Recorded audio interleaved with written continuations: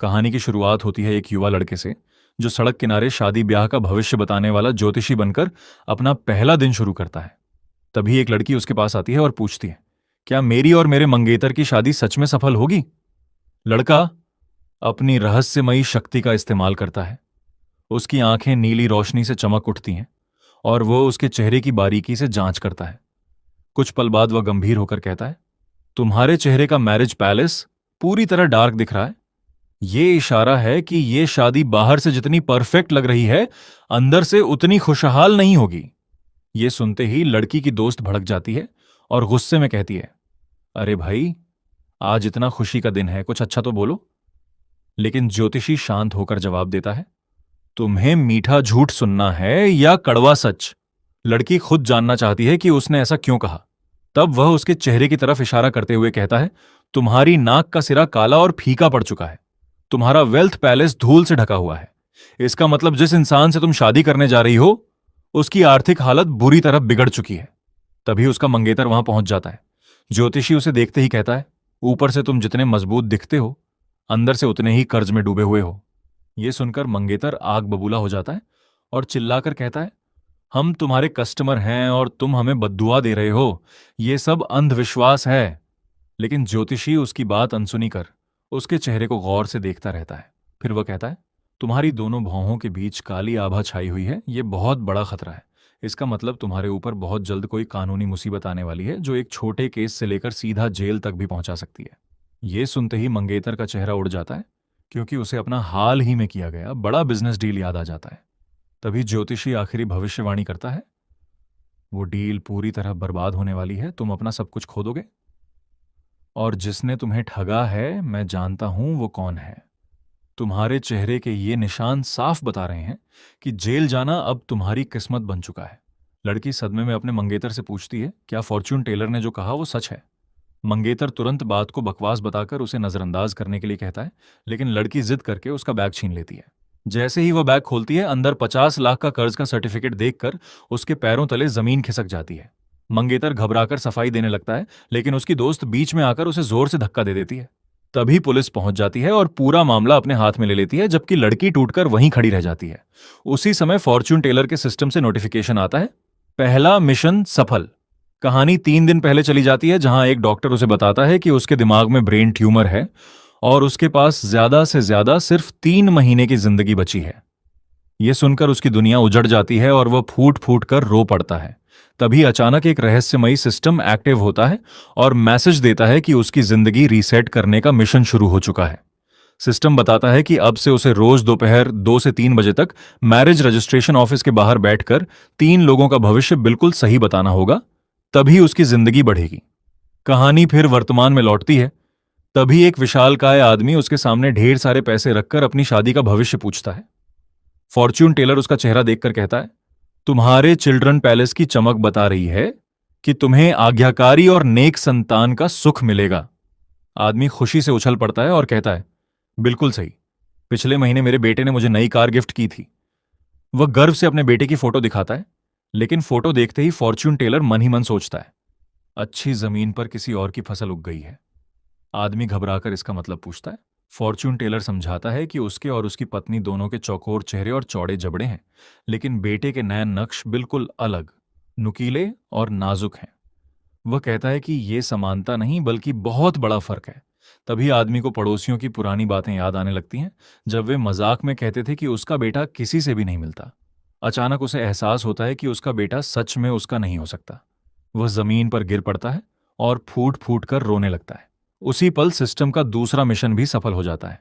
अब एक बुजुर्ग महिला और एक बूढ़ा आदमी उसके पास आते हैं। महिला मुस्कुराकर कहती है, बस हमारी शादी के बारे में कुछ शुभ बोल दो। लेकिन फॉर्च्यून टेलर उसके चेहरे को देखकर कहता है, तुम्हारी उभरी हुई गाल की हड्डियां, पतले होंठ और सनपाकू आंखें बता रही हैं कि तुम्हारे इरादे अच्छे नहीं हैं। तुम शादी नहीं, इस बूढ़े आदमी की संपत्ति हड़पने आई हो।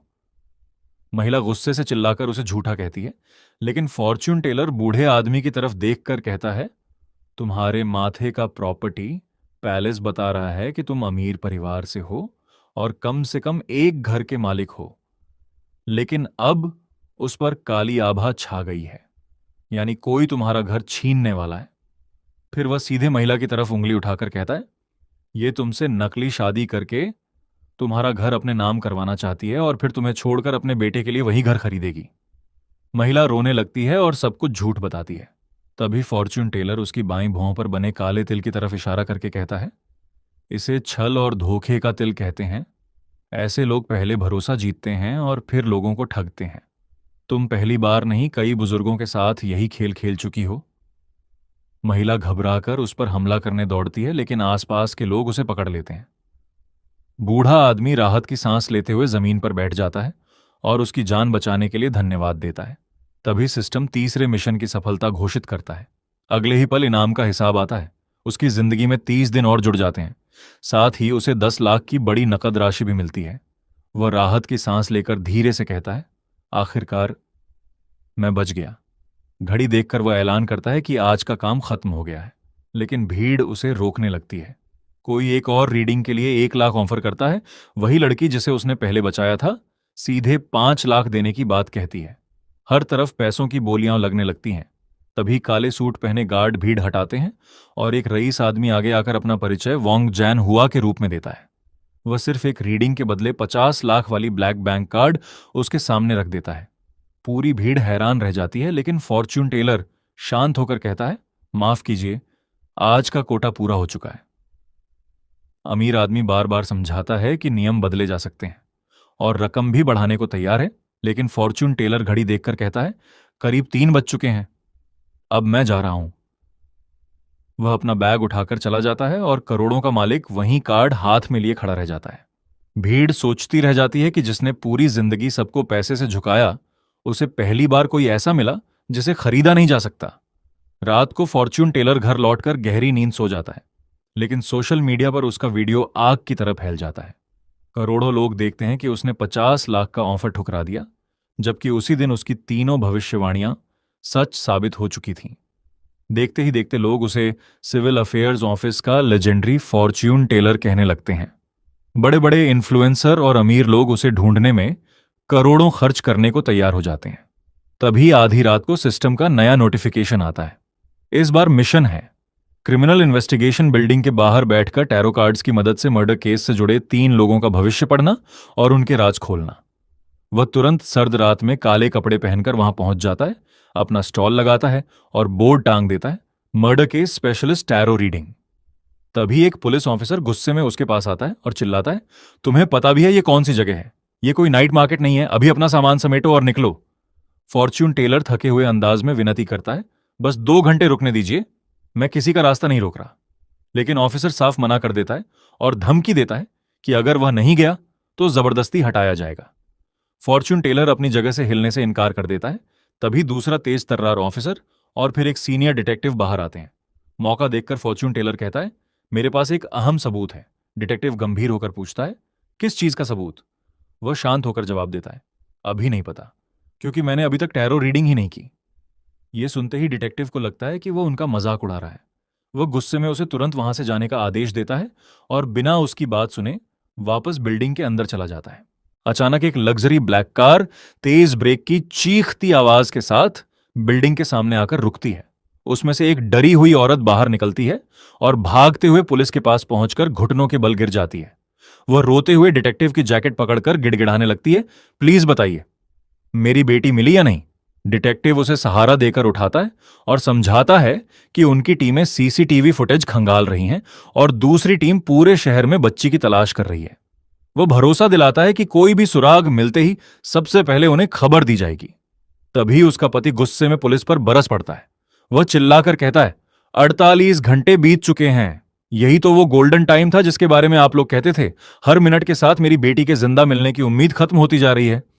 तभी फॉर्च्यून टेलर आगे बढ़कर शांत आवाज में कहता है, अगर आप चाहें तो मैं मदद कर सकता हूं, बस एक टैरो कार्ड निकालिए। यह सुनते ही डिटेक्टिव भड़क जाता है और उसे डांटते हुए चुप रहने को कहता है। लेकिन बच्ची का पिता दौड़कर फॉर्च्यून टेलर के पास आता है और टूटे हुए दिल से कहता है, अगर तुम्हारे पास सच में कोई शक्ति है तो मेरी बेटी को ढूंढ दो, जितने पैसे मांगो दूंगा। फॉर्च्यून टेलर पैसों से इनकार करता है और कहता है, कार्ड्स को कट कीजिए और अपने बाएं हाथ से एक कार्ड निकालिए। पिता कार्ड निकालता है जिस पर नीले चांद के सामने 3 तलवारें बनी होती हैं। फॉर्च्यून टेलर कार्ड देखकर कहता है, ये रिवर्स 3 ऑफ स्वॉर्ड्स है। इसका मतलब है कि दर्द खत्म होने वाला है। उसी पल उसका सिस्टम एक्टिव होकर बच्ची के आसपास का माहौल स्कैन करने लगता है। सिस्टम बताता है कि वहां नमी बहुत ज्यादा है, लोहे की टकराने की आवाजें आ रही हैं और हवा में पुराने केमिकल और पेंट की तेज गंध फैली हुई है। फॉर्च्यून टेलर मुस्कुराकर कहता है, घबराइए मत, आपकी बेटी अभी जिंदा है। ये सुनते ही मां खुशी के आंसुओं के साथ जमीन पर बैठ जाती है। फिर वो पुलिस की तरफ मुड़कर कहता है, बच्ची शहर के उत्तरी हिस्से में है, पानी के पास किसी सुनसान और खुले इलाके में। वहां घंटियों की आवाज साफ सुनाई देती है। पुलिस को तुरंत समझ आ जाता है कि वह जगह एक सुनसान पोर्ट या शिपिंग डॉक हो सकती है, जहां बड़े बड़े क्रेन और क्लॉक टावर हैं। लेकिन फॉर्च्यून टेलर यहीं नहीं रुकता। वह कहता है, किडनैपर कोई अनजान आदमी नहीं, बल्कि वही है जिसे आप लोग अच्छी तरह जानते हैं। उसके शरीर से पुराने पेंट की गंध आती है, क्योंकि वह हमेशा पेंट वाले माहौल में रहता है। यह सुनते ही पति चौंक कर कहता है, यह तो ओल्ड ल्यू हो सकता है। पत्नी को भी याद आता है कि कुछ दिन पहले घर की मरम्मत करने वाले कॉन्ट्रैक्टर ल्यू जियान मिन से पैसों को लेकर उनका झगड़ा हुआ था और जाते जाते उसने उन्हें धमकी भी दी थी। पति तुरंत याद करता है कि उस दिन उसके शरीर से पेंट की तेज बदबू आ रही थी। डिटेक्टिव तुरंत अपने लोगों को आदेश देता है, अभी के अभी ल्यू जियान मिन को ट्रैक करो। पुलिस की गाड़ियां सायरन बजाती हुई निकल जाती हैं, जबकि फॉर्च्यून टेलर आराम से बैठकर अपनी थर्मल मग से चाय पीता है। तभी सिस्टम बताता है कि उसके मिशन का 1/3 हिस्सा पूरा हो चुका है। करीब 1 घंटे बाद पुलिस की गाड़ियां वापस लौटती हैं। मां अपनी मासूम बेटी को सीने से लगाकर खुशी के आंसू बहाती है, जबकि नर्सें उसकी देखभाल कर रही होती हैं। डिटेक्टिव फॉर्च्यून टेलर के पास आकर बताता है कि किडनैपर गिरफ्तार हो चुका है और बच्ची बिल्कुल उसी जगह मिली जहां उसने बताया था। फॉर्च्यून टेलर विनम्रता से कहता है, इसका पूरा श्रेय पुलिस को जाता है, मैं तो बस एक साधारण फॉर्च्यून टेलर हूं। लेकिन डिटेक्टिव उसकी बात काटते हुए कहता है, इतनी भी विनम्रता मत दिखाओ। इतनी सटीक जानकारी बिना पहले से जाने कोई नहीं दे सकता। अगर तुमने केस की जानकारी छिपाई है या गैर कानूनी तरीके से हासिल की है, तो यह भी अपराध है। फॉर्च्यून टेलर नाराज होकर जवाब देता है, मैंने आपसे क्या छिपाया है। तभी एक सफेद जीप तेजी से वहां आकर रुकती है। उसमें से एक महिला फॉरेंसिक डॉक्टर दौड़ती हुई आती है और कमांडर जियाओ को बताती है, नदी से मिली लाश की डीएनए रिपोर्ट आ गई है, लेकिन उसका कोई मैच क्रिमिनल डेटाबेस में नहीं मिला। डिटेक्टिव झुंझलाकर पूछता है, क्या मिसिंग पुरुषों की लिस्ट से भी कोई मैच नहीं मिला? डॉक्टर सिर हिलाकर कहती है, नहीं। कंकाल बड़ा है और पेल्विस का कुछ हिस्सा गायब होने के बावजूद बाकी हड्डियों के एंगल साफ बताते हैं कि ये एक पुरुष का शरीर है। इसलिए हमने सभी मिसिंग पुरुषों से मिलान किया, लेकिन कोई मैच नहीं मिला। वह खुद भी इस मेडिकल मिस्ट्री से परेशान दिखाई देती है। तभी फॉर्च्यून टेलर अचानक बोल पड़ता है, वो लाश किसी पुरुष की है ही नहीं। डॉक्टर और डिटेक्टिव दोनों चौंक जाते हैं। डॉक्टर पूछती है, मतलब वो महिला की लाश है? फॉर्च्यून टेलर शांत स्वर में कहता है, आपकी पूरी जांच गलत दिशा में चल रही है, इसलिए कोई मैच नहीं मिल रहा। फॉरेंसिक डॉक्टर शक भरी नजरों से उसे देखकर कहती है, हम साइंटिफिक फॉरेंसिक एनालिसिस करते हैं, अंदाजे नहीं लगाते। तीसरी, लंबर वर्टिब्रा और पेल्विक फ्रैगमेंट्स के सारे एंगल्स पुरुष की तरफ इशारा करते हैं। फॉर्च्यून टेलर हल्की मुस्कान के साथ कहता है, अगर आपको अपनी साइंस पर इतना भरोसा है तो एक टैरो कार्ड निकालिए, मैं साबित कर दूंगा कि मैं सही हूं और इस लाश का राज भी यहीं खुल जाएगा। डॉक्टर बिना यकीन के एक टैरो कार्ड निकालती है और उसके हाथ में टेम्परेंस इम्प्रेस का एक बेहद दुर्लभ वेरिएंट आ जाता है। फॉर्च्यून टेलर कार्ड को ध्यान से देखता है। उस कार्ड में एक प्रेग्नेंट एम्प्रेस बनी होती है, लेकिन उसका पेट बीच से फटा हुआ दिखाई देता है। उसका सिस्टम तुरंत एनालिसिस शुरू कर देता है और बताता है कि जिस लाश की बात हो रही है उसने कई सालों तक लगातार मेल हार्मोन्स लिए थे। फॉर्च्यून टेलर शांत होकर कहता है, ये विक्टिम लंबे समय से मेल हार्मोन्स ले रही थी, इसलिए उसकी हड्डियां असामान्य तरीके से बढ़ गईं और पूरा स्केलेटन पुरुष जैसा लगने लगा। फिर वह ऐसा खुलासा करता है कि सबकी सांसें अटक जाती हैं। ये कोई आम लड़की नहीं, बल्कि एक प्रोफेशनल एथलीट थी, और अगर मैं गलत नहीं हूं तो इसका इवेंट थ्रोइंग और ट्रैक एंड फील्ड था। अब तो डॉक्टर भी उसे घूरने लगती है। फॉर्च्यून टेलर आगे कहता है, एम्प्रेस कार्ड मां बनने का प्रतीक है, यानी मर्डर से ठीक पहले या तो इसका एबॉर्शन हुआ था या फिर इसने हाल ही में बच्चे को जन्म दिया था। डॉक्टर तुरंत बोल पड़ती है, ये नामुमकिन है, बॉडी में यूटेरस ही नहीं है। फॉर्च्यून टेलर मुस्कुराकर कहता है, मैडम जरा प्यूबिक सिम्फिसिस के पीछे वाले हिस्से को दोबारा चेक कीजिए। अगर वहां पुराना गड्ढा मिला तो समझिए पहले डिलीवरी हो चुकी थी, और अगर वहीं ताजा फटने के निशान मिले तो हाल ही में एबॉर्शन हुआ है। डॉक्टर कुछ पल सोचती है और फिर डिटेक्टिव से मॉर्ग दोबारा चेक करने की परमिशन मांग लेती है। कमांडर जियाओ फॉर्च्यून टेलर को घूरते हुए कहता है, अगर तुम गलत निकले तो आज रात तुम्हें यहीं से जाने नहीं दूंगा। लेकिन फॉर्च्यून टेलर बिना घबराए टैरो कार्ड्स उसकी तरफ बढ़ा देता है। तभी सिस्टम बताता है कि डॉक्टर की रीडिंग के साथ उसका 2/3 मिशन पूरा हो चुका है। फॉर्च्यून टेलर मुस्कुराकर कहता है, कमांडर, आज की आखिरी रीडिंग फ्री है। जियाओ हंसते हुए कहता है, मेरे दिल में कोई प्रॉब्लम नहीं है। फॉर्च्यून टेलर हल्की मुस्कान के साथ जवाब देता है, भाई, इंसान और मोबाइल में एक चीज कॉमन होती है, दोनों के अंदर बहुत कुछ छुपा होता है, बस पासवर्ड सही होना चाहिए। आसपास खड़े कुछ पुलिस वाले भी हल्का सा मुस्कुरा देते हैं। उधर रात के करीब 12 बज रहे होते हैं, तभी डॉक्टर का फोन आता है। वो घबराई हुई आवाज में बताती है, तुम्हारी सारी बातें सही थीं। प्यूबिक सिम्फिसिस पर वही निशान मिले हैं और टेस्ट्स में टेस्टोस्टेरोन भी मिला है। कमांडर जियाओ की आंखें फैल जाती हैं। डॉक्टर आगे बताती हैं कि उन्हें 3 महीने पहले गायब हुई एक शॉटपुट एथलीट की फाइल भी मिल गई है। अब केस की दिशा पूरी तरह बदल चुकी थी। कमांडर गंभीर होकर कहता है, मतलब अब हमारे सामने 2 केस हैं, एक किडनैपिंग और दूसरा मर्डर। अब उसे भी मानना पड़ता है कि बाहर बैठा ये लड़का एक भी भविष्यवाणी गलत नहीं कर रहा। वह घड़ी देखता है। रात का 1 बजने वाला होता है। फॉर्च्यून टेलर मुस्कुराकर कहता है, कमांडर, आपके पास सिर्फ 5 मिनट बचे हैं। अगर अपने दिल की सबसे बड़ी गांठ खोलनी है तो अभी कार्ड निकाल लीजिए। तभी अचानक सड़क पर एक सफेद कार रॉकेट की स्पीड से आती है, कंट्रोल खो देती है और हवा में उछलकर उनके सामने जोरदार धमाके के साथ पलट जाती है। कमांडर तुरंत चिल्लाता है, सब लोग रेस्क्यू करो। पुलिस वाले आग बुझाने दौड़ पड़ते हैं। तभी फॉर्च्यून टेलर जोर से चिल्लाता है, लेफ्ट साइड मत जाना, वहां फ्यूल टैंक है, अभी फटेगा। एक ऑफिसर उसकी बात अनसुनी करके वहीं पहुंच जाता है। अगले ही सेकंड ऐसा धमाका होता है कि पूरा इलाका हिल जाता है। बेचारा ऑफिसर हवा में ऐसे उड़ता है जैसे किसी ने उसे फ्री में स्पेस मिशन पर भेज दिया हो। बाकी पुलिस वाले तुरंत पीछे हट जाते हैं। एम्बुलेंस पहुंचती है और घायल ऑफिसर को ले जाती है। कमांडर अब फॉर्च्यून टेलर को बिल्कुल अलग नजरों से देखने लगता है। उसे समझ आ जाता है कि ये कोई ढोंगी नहीं है। घड़ी में समय खत्म होने वाला होता है। कमांडर आखिरकार टैरो कार्ड उठाता है। कार्ड निकलता है, रिवर्स जस्टिस। सिस्टम तुरंत उसका मतलब बताता है, बिगड़ी हुई इंसाफ की कहानी और अंदर छुपा गहरा विश्वासघात। फॉर्च्यून टेलर सीधे कमांडर की आंखों में देखकर कहता है, आपकी सर्विस पिस्टल से आज भी एक गोली गायब है। कमांडर का चेहरा सफेद पड़ जाता है। फॉर्च्यून टेलर आगे कहता है, 3 साल पहले एंटी ड्रग ऑपरेशन में आपका अंडरकवर इन्फॉर्मर मारा गया था। आप आज तक यही समझते रहे कि ड्रग माफिया ने उसे बेनकाब किया, लेकिन असली गद्दार कोई और था। कमांडर कांपती आवाज में पूछता है, कौन? फॉर्च्यून टेलर बिल्डिंग की तरफ उंगली उठाकर कहता है, जिसने जानकारी लीक की और जिसने वो आखिरी गोली चलाई, वो इसी बिल्डिंग के अंदर मौजूद है और उसकी गन में आज भी वही एक गोली कम है। ये सुनते ही सिस्टम मिशन सक्सेस घोषित कर देता है। उसने एक बड़े सीरियल केस की गुत्थी सुलझाने में मदद की और एक पुलिस वाले की जान भी बचा ली। इनाम में उसके शरीर की कैंसर सेल्स 8% कम हो जाती है। उसकी जिंदगी में 60 दिन और जुड़ जाते हैं और अकाउंट में सीधे 20 लाख रुपए आ जाते हैं। बैंक का मैसेज देखकर वह राहत की सांस लेता है। रात को घर पहुंचकर जैसे ही सोफे पर लेटता है, नया मिशन सामने आ जाता है। इस बार लोकेशन देखकर वह खुद चौंक जाता है, चुनटिंग इंटरनेशनल बाइलिंगुअल किंडरगार्टन।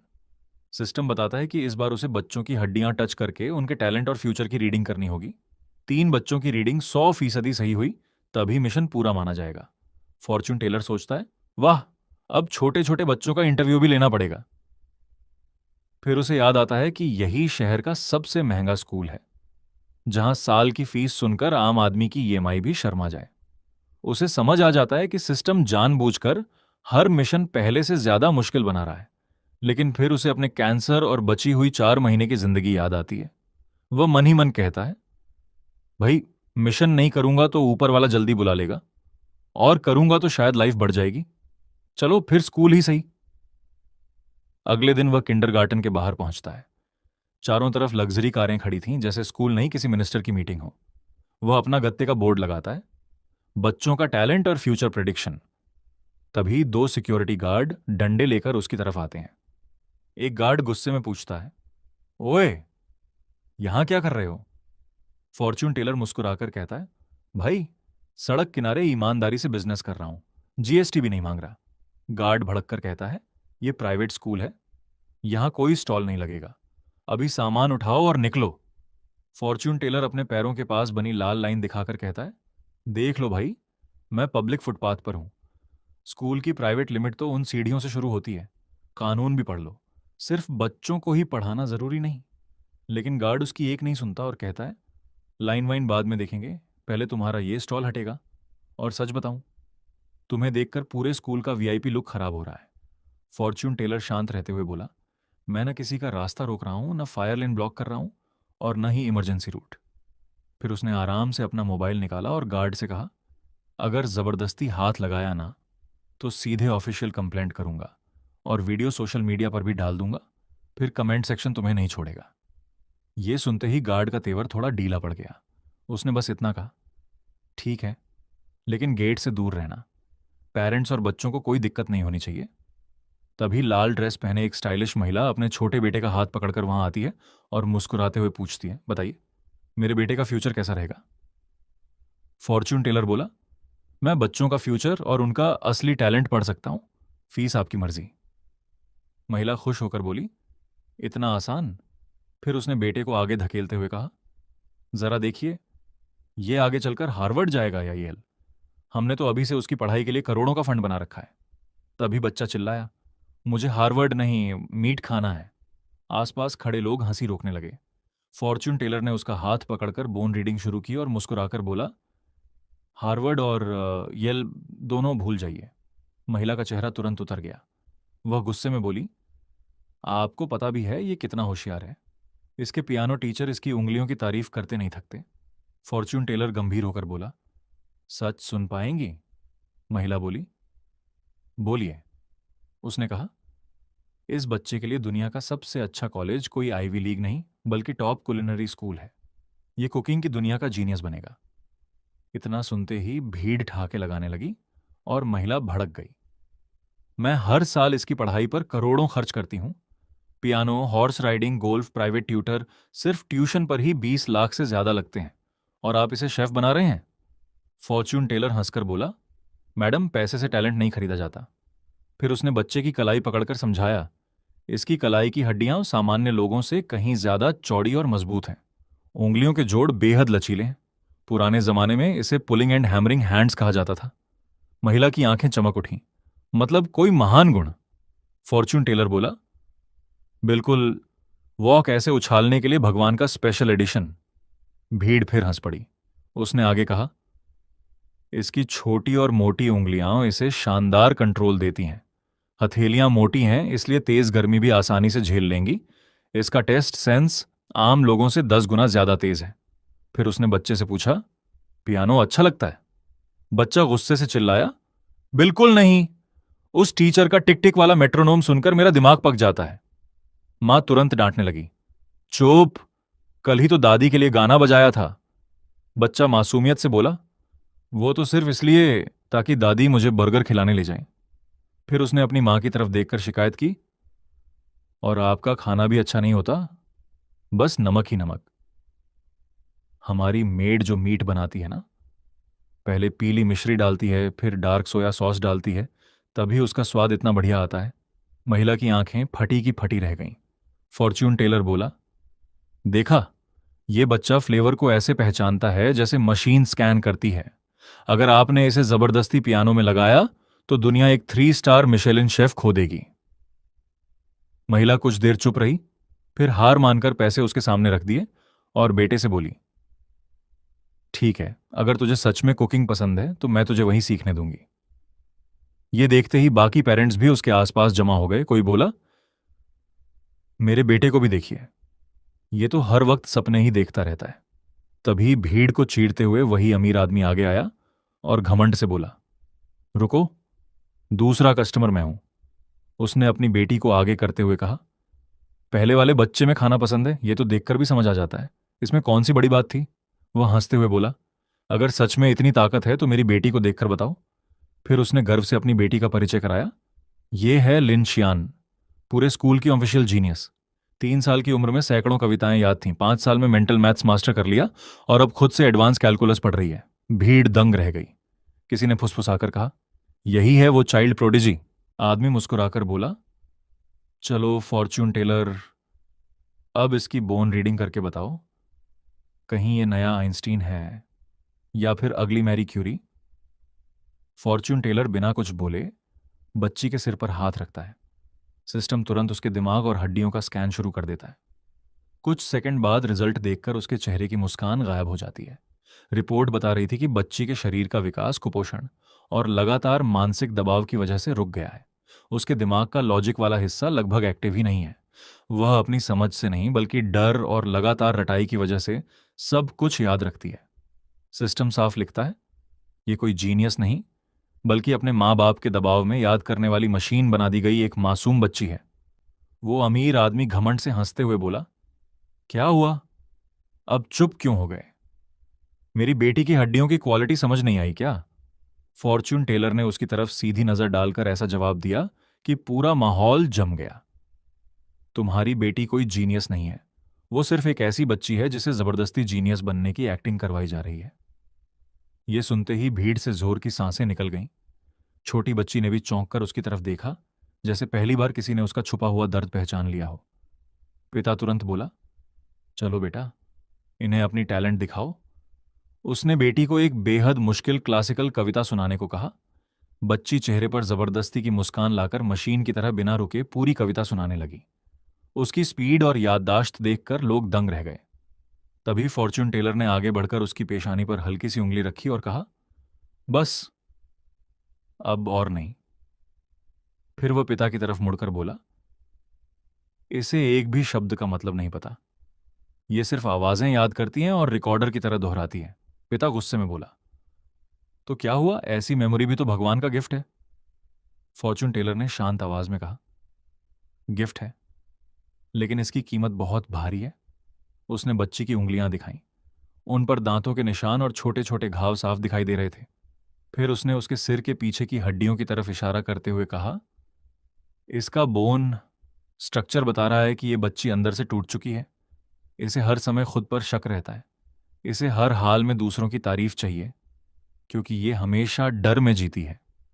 फिर उसने बच्ची की आंखों में देखते हुए कहा, मैंने तुम्हारी नजरों में अपने पापा के लिए प्यार नहीं देखा, सिर्फ डर देखा है। तुम रात को इसलिए नहीं सो पाती क्योंकि तुम्हें डर लगता है कि कहीं एक शब्द भी गलत ना बोल दो। इतना सुनते ही बच्ची फूट फूट कर रोने लगी।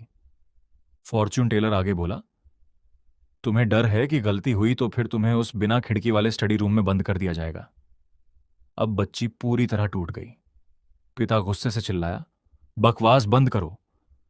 उसने बेटी का हाथ पकड़कर उसे घसीटना चाहा और बोला, इस पागल की बात मत सुनो। लेकिन तभी बच्ची जोर जोर से चीखने लगी।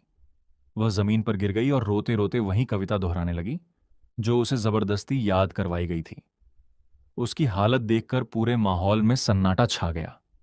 वह लगातार रोते हुए चिल्ला रही थी, मुझे अब और याद नहीं करना, एको पापा प्लीज मुझे मत मारो। यह सुनते ही पिता का चेहरा शर्म से झुक गया। वह घबरा कर बोला, मैंने ऐसा कुछ नहीं किया। लेकिन उसकी आवाज में आत्मविश्वास नहीं था। फॉर्च्यून टेलर गंभीर होकर बोला, इसे जितनी जल्दी हो सके साइकेट्रिस्ट के पास ले जाइए। अभी इलाज हो गया तो बच जाएगी, लेकिन 2 साल और ऐसे ही चला तो इसका दिमाग पूरी तरह टूट जाएगा। तब इसकी ये नकली जीनियस वाली इमेज भी खत्म हो जाएगी और ये हाई आईक्यू होने के बावजूद मानसिक रूप से बुरी तरह टूट जाएगी। पिता की आंखों से आंसू निकल पड़े। उसने बेटी को सीने से लगाया, बार बार माफी मांगी और उसे गोद में उठाकर वहां से चला गया। तभी सिस्टम का नोटिफिकेशन आया, आज की 3 में से 2 रीडिंग सफल। तभी एक और लग्जरी कार आकर रुकती है। उसमें से बेहद रौबदार और अमीर दिखने वाली एक बुजुर्ग महिला उतरती है। भीड़ में फुसफुसाहट शुरू हो जाती है, अरे ये तो शिन ग्रुप की चेयरपर्सन है। सिस्टम भी तुरंत स्कैन करके बताता है कि उनके अंदर ताकत और अधिकार की बेहद शक्तिशाली आभा है। दादी मुस्कुराकर पूछती हैं, क्या तुम्हारे पास आज की आखिरी रीडिंग बची है? फॉर्च्यून टेलर सिर हिलाकर कहता है, हाँ, आखिरी कस्टमर आप हैं।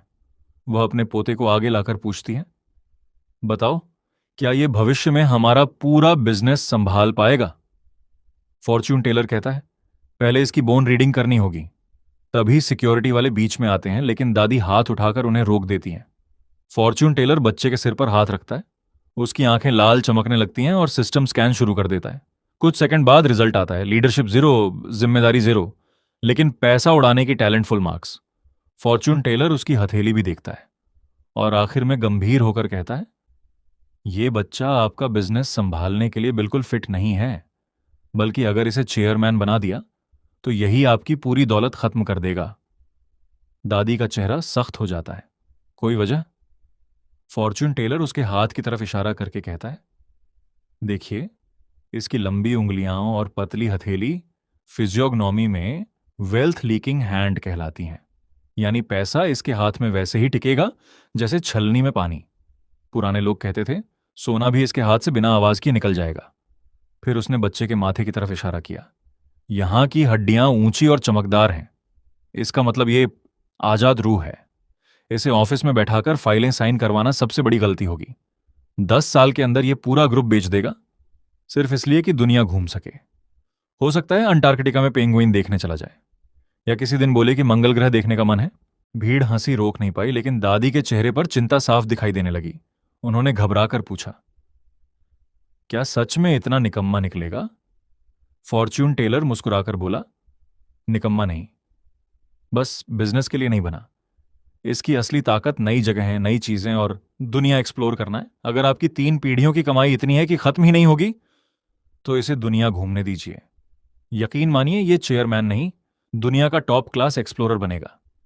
दादी प्यार से अपने पोते की तरफ देखकर पूछती हैं, बेटा, सच सच बताओ, चेयरमैन बनना चाहते हो? बच्चा मासूमियत से पूछता है, चेयरमैन बनूंगा तो शेर का शिकार कर पाऊंगा। दादी बोली, नहीं। बच्चा तुरंत बोला, तो मुझे नहीं बनना। मुझे अफ्रीका जाना है, अंटार्कटिका भी, और बड़ा होकर मंगल ग्रह भी देखना है। किंडरगार्टन में बैठ बैठकर पढ़ाई करते करते बोर हो गया हूं। दादी जोर से हंस पड़ी। अच्छा, तो हमारा असली वेल्थ स्पेंडर यही है। फिर गर्व से बोली, हमारे परिवार ने 3 पीढ़ियों में इतना साम्राज्य बनाया है कि अगर ये पूरी दुनिया घूम भी ले तब भी खत्म नहीं होगा। दौलत बच्चों की खुशी के लिए होती है, तिजोरी में सड़ाने के लिए नहीं। उन्होंने फॉर्च्यून टेलर की तरफ देखकर कहा, आज तक किसी की हिम्मत नहीं हुई कि मेरे पोते को मेरे सामने पैसा उड़ाने वाला कह सके। तुम पहले इंसान हो जिसने सच बोलने की हिम्मत दिखाई। उन्होंने अपने बॉडीगार्ड को इशारा किया। बॉडीगार्ड तुरंत एक एक्सक्लूसिव ब्लैक कार्ड निकालकर फॉर्च्यून टेलर की तरफ बढ़ा दिया। उसने कहा, मैडम की तरफ से इनाम, और आज के बाद शिन फैमिली का नाम तुम्हारी ढाल होगा। लेकिन फॉर्च्यून टेलर मुस्कुराया, अपना बोर्ड मोड़ने लगा और बोला, माफ कीजिए, आज का टाइम खत्म हो गया। काम के घंटे पूरे तो इनाम भी कल सही। इतना कहकर उसने करोड़ों की ब्लैक कार्ड लेने से भी साफ मना कर दिया। भीड़ बस उसे जाती हुई देखती रह गई। दादी हैरान रह गई। करोड़ों की ब्लैक कार्ड सामने थी, लेकिन फॉर्च्यून टेलर बिना पीछे देखे आराम से अपना बैग उठाकर चल पड़ा। उसने मुस्कुराते हुए कहा, आज की तीनों रीडिंग पूरी हो चुकी हैं, टाइम खत्म मतलब काम खत्म। फिर हल्के मजाक में बोला, ओवर टाइम करूंगा तो ऊपर वाला भी एक्स्ट्रा टैक्स काट लेगा। भीड़ हंस पड़ी। उसने आगे कहा, जरूरत से ज्यादा पैसा कभी कभी कर्मों का लोन बन जाता है, और भाई मुझे ईएमआई नहीं भरनी। इतना कहकर उसने हाथ हिलाया और निकल गया। दादी झुककर अपना ब्लैक कार्ड उठाती हैं और मुस्कुराते हुए धीरे से कहती हैं, ये लड़का जितना रहस्यमयी है उतना ही दिलचस्प भी। उधर फॉर्च्यून टेलर घर पहुंचकर आराम से खाना खाता है, लेकिन जैसे ही फोन खोलता है उसकी आंखें फटी की फटी रह जाती हैं। सोशल मीडिया पर वही ट्रेंड कर रहा था। हर जगह हेडलाइन चल रही थी, करोड़ों ठुकराने वाला लेजेंडरी फॉर्च्यून टेलर। तभी अचानक फोन बजता है। दूसरी तरफ डिटेक्टिव श्याओ होता है। वह गंभीर आवाज में कहता है, कुछ दिनों तक ज्यादा इधर उधर मत घूमना। बड़े बड़े पुलिस अफसर तुम्हें ढूंढ रहे हैं, और शिन फैमिली भी अपनी पूरी ताकत लगा चुकी है। फॉर्च्यून टेलर थोड़ा घबराकर पूछता है, मैंने कोई कानून तो नहीं तोड़ा? डिटेक्टिव हंसकर कहता है, अरे नहीं भाई, इस बार तू ट्रेंड गलत वजह से नहीं हुआ। तेरी चेतावनी की वजह से हमारे एक ऑफिसर की टांग कटने से बच गई। अगर कभी कोई दिक्कत आए तो सीधे मुझे कॉल करना। कॉल खत्म होते ही सिस्टम का नया नोटिफिकेशन आ जाता है। अगला मिशन, सुबह 9 से 11 बजे तक एंटीक मार्केट में 3 लोगों की रीडिंग करनी है, और इस बार नकली और असली खजानों की पहचान करनी होगी। अगली सुबह फॉर्च्यून टेलर तैयार होकर शीशे में खुद को देखकर मुस्कुराता है, चलो भाई, आज किस्मत नहीं बर्तन चमकाने हैं। ठीक 9 बजे वह भीड़भाड़ वाले एंटीक मार्केट के ईस्ट गेट पर पहुंच जाता है। नीला कपड़ा बिछाकर बोर्ड लगा देता है, अगर मेरी रीडिंग गलत निकली तो एंटीक की जांच बिल्कुल फ्री। मार्केट में हर तरफ पुराने खिलाड़ी अखरोट घुमाते हुए घूम रहे थे, कैमरे लेकर कंटेंट क्रिएटर भी लाइव कर रहे थे। तभी बगल वाले स्टॉल का गंजा दुकानदार ताना मारते हुए बोला, ओ भाई, रास्ता भटक गया क्या? नौकरी वोकरी नहीं मिली? फॉर्च्यून टेलर मुस्कुराकर बोला, रास्ता नहीं भटका, पैसा कमाने आया हूं। बूढ़ा दुकानदार जोर से हंस पड़ा। 20 साल से एंटीक बेच रहा हूं और तू लिखाई देखकर एंटीक पहचानेगा? फॉर्च्यून टेलर ने भी पलटकर मुस्कुराते हुए कहा, अच्छा, तो आपकी एक्सपर्ट आंखें ये भी नहीं पहचान पाई कि सामने रखे आधे सिक्के लेजर मशीन से बने नकली हैं? इतना सुनते ही दुकानदार का चेहरा देखने लायक हो गया। आधा घंटा बीत गया, लेकिन कोई ग्राहक नहीं आया। फॉर्च्यून टेलर मन ही मन बोला, लगता है यहां चश्मा और मैग्नीफाइंग ग्लास हो तभी लोग भरोसा करते हैं भी मजी। मेरे चेहरे पर तो बेरोजगार आईटी इंजीनियर लिखा हुआ है। तभी करीब 20-22 साल का एक लड़का अखबार में लिपटा हुआ कटोरा लेकर डरते डरते आता है। वह धीरे से फुसफुसाता है, भैया, मुझे मिंग डायनेस्टी का बाउल मिला है, 5,000 में खरीदा है, 50,000 तो आराम से मिलेगा ना। वह अखबार पर खजाना शब्द लिख देता है। बूढ़ा दुकानदार दूर से तमाशा देखने लगता है। फॉर्च्यून टेलर कटोरे की तरफ देखता तक नहीं, उसकी नजर सिर्फ लिखे हुए शब्द पर टिक जाती है। वह कहता है, ऊपर वाला हिस्सा बहुत चौड़ा लिखा है और नीचे वाला जेड का निशान दब गया है। इसका मतलब यह किसी मशहूर भट्टी का नहीं, किसी छोटे मोटे घरेलू कारखाने का माल है। फिर नीचे वाले हिस्से की तरफ इशारा करके बोला, देखो, यह बिंदु बहुत जोर से दबाकर लिखा गया है, जैसे स्याही फैल गई। ठीक वैसे ही इस कटोरे के नीचे वाला निशान भी फैलाया गया है। असली नहीं, जेड पाउडर और गोंद से बनाया गया नकली मार्क है। लड़का तुरंत विरोध करता है, नहीं, मैंने खुद देखा था, नीचे मिंग डायनेस्टी का मार्क है, घिसा हुआ भी लग रहा था। फॉर्च्यून टेलर हंसते हुए बोला, घिसा नहीं, सैंडपेपर से घिसा गया है, नया माल है भाई। लड़का गुस्से में बोला, छुए बिना कैसे बता दिया? फॉर्च्यून टेलर बोला, अगर इतना भरोसा है तो तोड़ दो, गलत निकला तो मैं 1 लाख दूंगा, या फिर नीचे लाइटर जलाकर देख लो। लड़के ने कांपते हाथों से लाइटर जलाया। जैसे ही गर्मी लगी, नीचे का पूरा नकली निशान पिघल गया और अंदर से अंग्रेजी में लिखा निकला, माइक्रोवेव सेफ। 1 सेकंड के लिए पूरा मार्केट चुप। फिर लड़के के हाथ से कटोरा छूटकर टूट गया और अंदर गोंद की मोटी परत साफ दिखाई देने लगी। भीड़ में हड़कंप मच गया। लोग चिल्लाने लगे, बिना हाथ लगाए नकली पकड़ लिया। ये बंदा इंसान है या एक्सरे मशीन?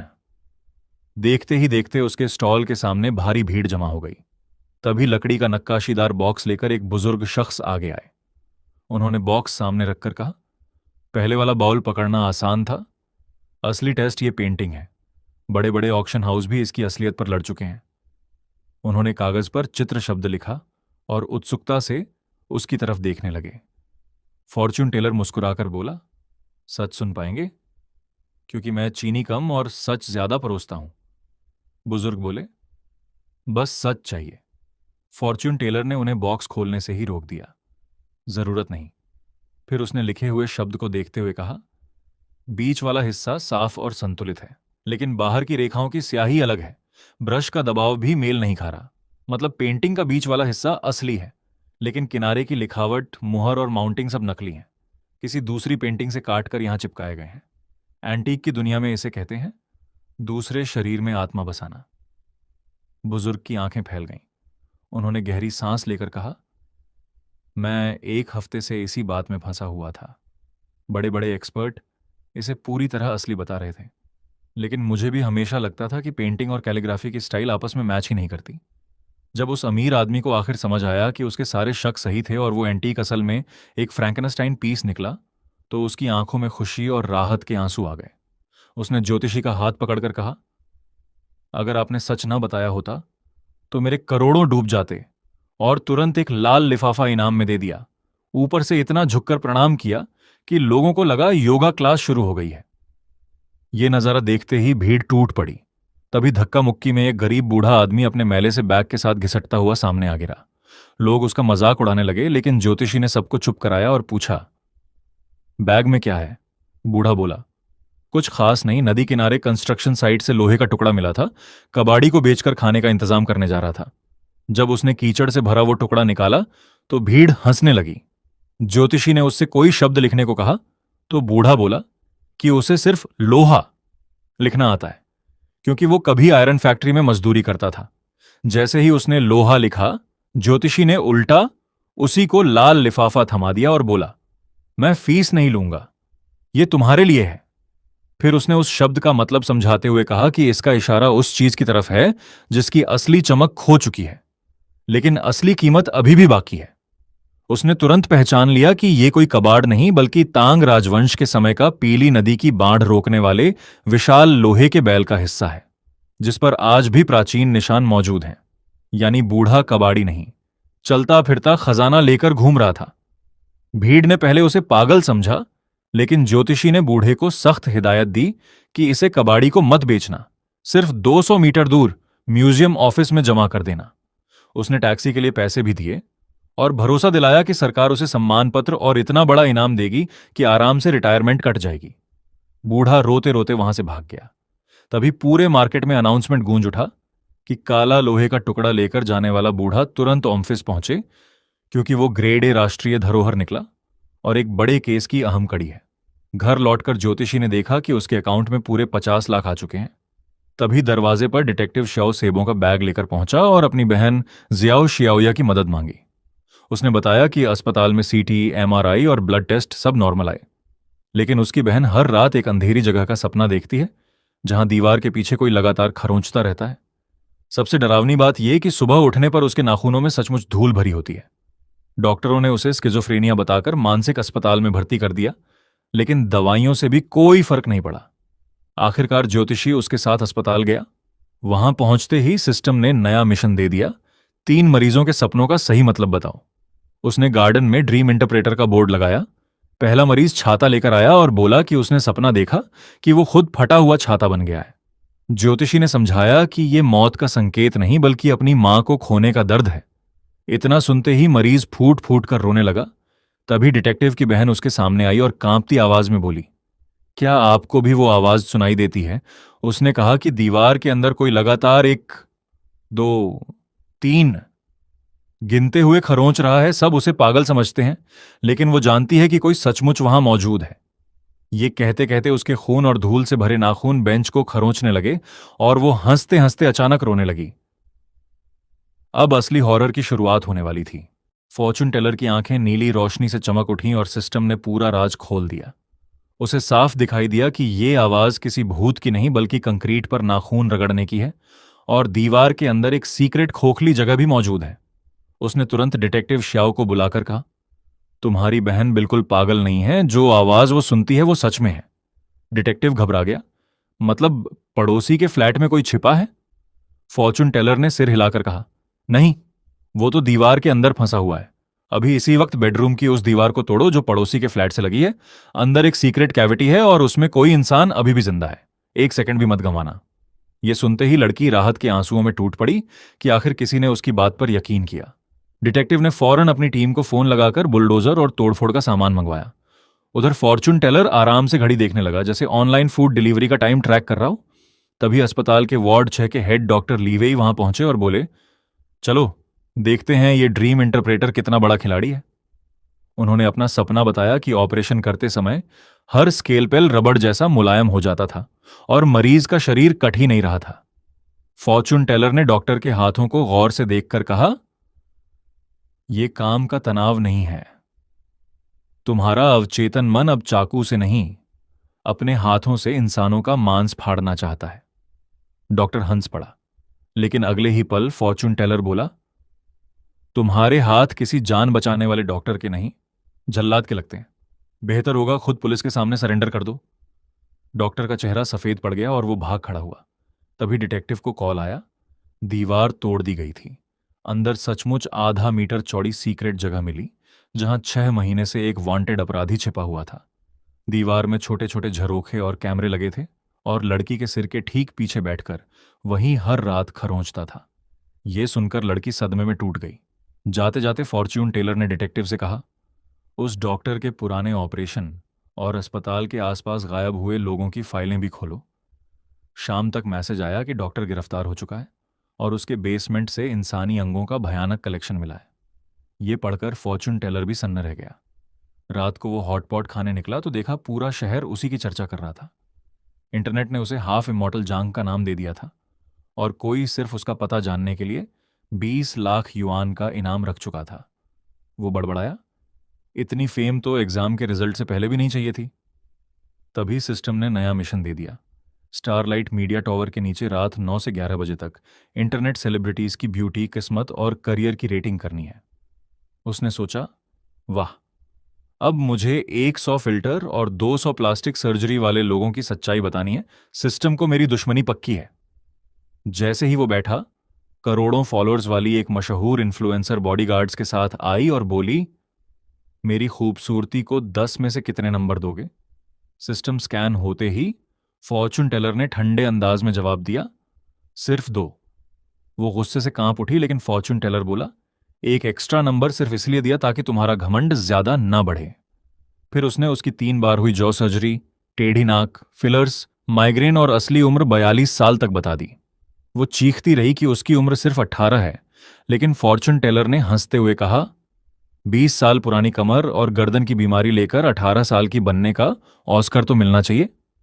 ऊपर से उसने 3 बच्चों का भी जिक्र कर दिया।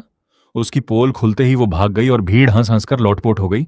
तभी एक मशहूर मुकबांग इन्फ्लुएंसर आयांग आया और बोला, अगर मुझे 10 नंबर मिले तो यहीं पूरी शराब की बोतल पी जाऊंगा। उसने गर्व से बताया कि अभी अभी 10 pound lobster, 5 pound roast pork, 2 pound केकड़ा और पूरी शराब की बोतल साफ करके आया है। फॉर्चून टेलर ने सिस्टम से उसका शरीर स्कैन किया और सिर्फ 2 शब्द बोले, मौत का पैसा। इन्फ्लुएंसर समझा घर का पैसा कहाँ है और खुश होकर बोला, हाँ, मैं तो घर खरीदने वाला हूं। फॉर्चून टेलर ने गंभीर होकर पूछा, डिनर में क्या खाया था? जवाब सुनने के बाद उसने कहा, तुम्हारा स्कोर नेगेटिव है क्योंकि तुम मरने वाले हो। आयांग गुस्से से आग बबूला हो गया और बोतल उठाकर पीने लगा। फॉर्चून टेलर ने आखिरी बार चेतावनी दी, अभी एम्बुलेंस बुलाओ, पेट साफ करवाओ और इमरजेंसी सर्जरी कराओ, वरना यह तुम्हारी जिंदगी का आखिरी खाना होगा। लेकिन उसने एक और घूंट लगाया और अगले ही पल उसके मुंह से सड़ा हुआ भूरा तरल फव्वारे की तरह बाहर निकलने लगा। वो घुटनों के बल गिरकर मदद की भीख मांगने लगा और कुछ ही सेकंड में सबके सामने बेहोश होकर ढेर हो गया। पूरा चौक सन्न रह गया। कुछ ही मिनटों में एम्बुलेंस पहुंची और मुकबांग इन्फ्लुएंसर को अस्पताल ले गई। वहां खड़ी भीड़ अब फॉर्चून टेलर को डर और हैरानी से देखने लगी, जैसे उसके मुंह से निकली हर बात पत्थर की लकीर हो। तभी एक लग्जरी कार आकर रुकी और तीसरा क्लाइंट उतरकर सामने आया। वो था स्टारलाइट मीडिया का चेयरमैन, चारों तरफ बॉडीगार्ड से घिरा हुआ।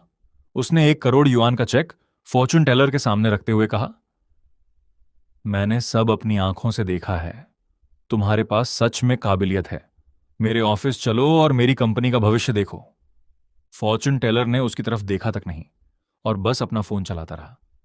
चेयरमैन ने तुरंत रकम बढ़ाकर 2 करोड़ युआन कर दी।